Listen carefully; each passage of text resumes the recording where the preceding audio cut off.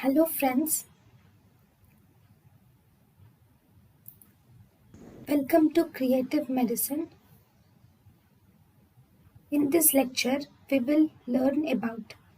Hello friends, let us now learn about the aspirin and alkalosis. Okay, versus alkalosis. What is happening here? So if you see salicylates or aspirin, it activates the uncoupling. It causes uncoupling of oxidative phosphorylation, number one. Okay, then it will also stimulate the respiratory center which is present in medulla.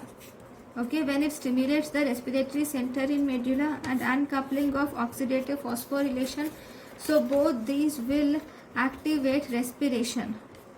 Okay, once there is increased respiration, this will result in decrease in PCO2 levels, leading to respiratory alkalosis.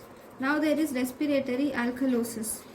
Now, in order to compensate this respiratory alkalosis, the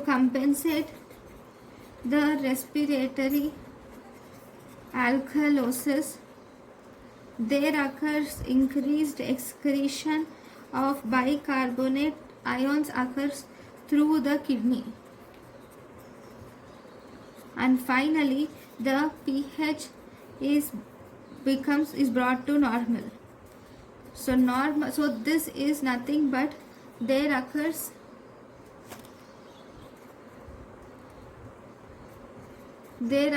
compensatory, or you can say first there occurs primary respiratory alkalosis will occur and compensatory metabolic acidosis. Okay, so this is about the aspirin and its alkalotic nature. Okay, thank you for watching. Thank you and thank you for watching.